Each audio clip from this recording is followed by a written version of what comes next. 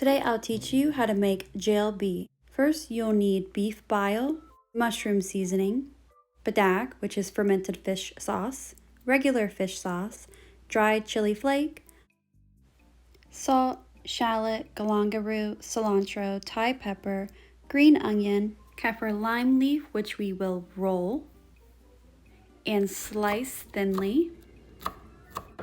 We'll then mince our cilantro leaves, slice our green onions, also very thinly, and cut our shallot.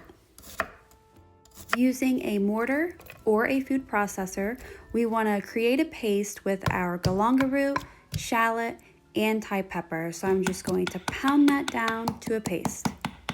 Add our mushroom seasoning and salt, dried red pepper flakes. Give that another pound. We'll add our beef bile, fish sauce, Padaek. We'll add boiling water to thin out our sauce.